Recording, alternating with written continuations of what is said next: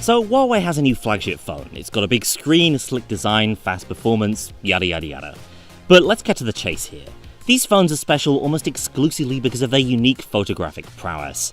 This is the Huawei P30 Pro along with its little brother the regular P30, and it stands a good chance of being the best and most versatile phone camera of 2019. Take a sec to subscribe so you don't miss our full review coming soon, and we'll jump in. Let's get some hardware basics out of the way before we indulge in the really good stuff. The Huawei P30 Pro builds on the foundations of the Mate 20 Pro with a 6.47-inch curved OLED display with curved glass on either side in a trifecta of brilliant iridescent hues. There's breathing crystal, which I'm using here, a sort of pearlescent sky blue, along with Aurora that we know from the P20 and a hot new sunset red colour. The whole package is powered by Huawei's Kirin 980 processor, now with a base of 8GB of RAM for the Pro and 6 for the regular P30. So compared to the Mate 20 Pro, there's a bigger screen this year and a much smaller notch, as Huawei goes for a dewdrop cutout shape instead of an S10 style hole punch.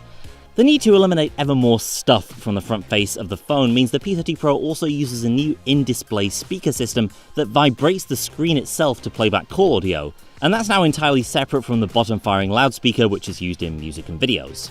The other main specs are similarly impressive: IP68 water resistance, or IP53 splash resistance for the regular P30, and in the Pro a 4200 mAh battery plus 40W supercharging, plus wireless charging, plus reverse wireless charging, matching everything the Mate 20 Pro could do in that area.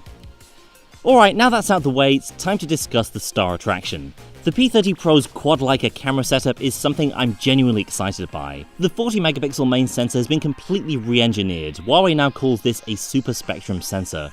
It replaces the red, green and blue subpixels that make up each individual pixel with a new red, yellow, blue setup, which Huawei says can draw in more light. And in addition, the main camera also gets upgraded with an f1.6 aperture and optical image stabilization. Huawei's handheld long exposure night mode is back too, and without drawing any premature conclusions, chances are this will be an exceptional low-light camera. Better than the Pixel 3? We'll just have to wait and see, but just the fact that that's in contention is exciting.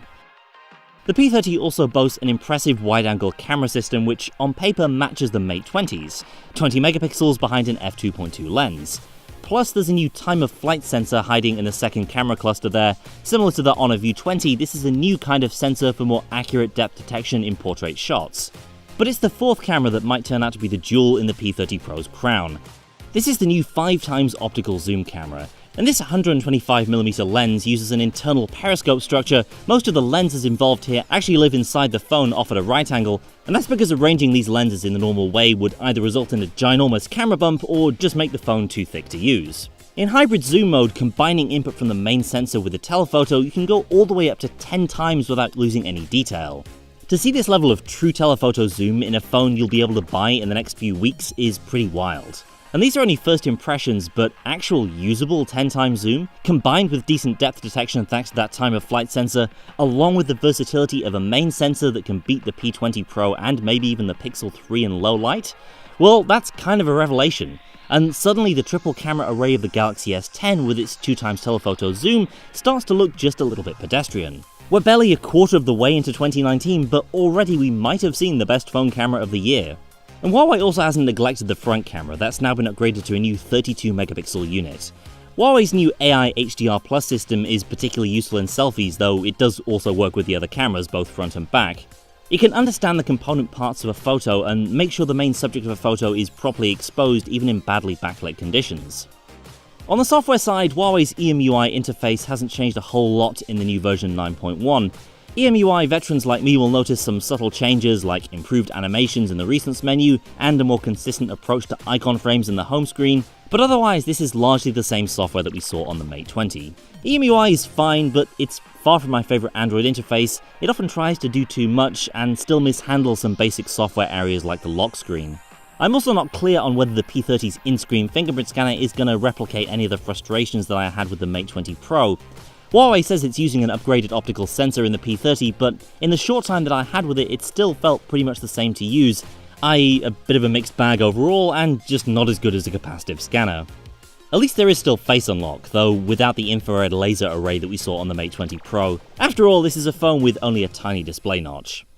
But of course, as promising as the P30 Pro is, it's not the only phone Huawei announced today. The There's also the regular P30, which once again is a little smaller and a little less trailblazing than the Pro across the board. It has a 6.1-inch flat display, a traditional earpiece, a slightly smaller though still sizable battery, and a trimmed-back camera experience that maxes out at 3x telephoto zoom, plus a lower spec lens for the main camera without OIS. So the core components of the P30 Pro are there, but it's clear that if you want everything that makes this phone special, you'll probably want to opt for the bigger and more expensive model. Bottom line, the Huawei P30 Pro takes the Mate 20 Pro, improves its design, tunes up the software a little bit, and supercharges the camera. That's enough for someone like me who really enjoyed the Mate 20 to get pretty excited about this phone. A big important chunk of the Western smartphone market is of course still off limits to Huawei. There's nothing these phones can do to get around that, but it does once again position a new Huawei flagship as something of a forbidden fruit. The best phone you can't buy if you're an American, or at the very least perhaps the best pocket-sized camera you can't buy. We'll find out to what extent that's true in our full review, so stay tuned and subscribe to Android Central here on YouTube. That's it for now, thanks for watching, and I'll see you next time.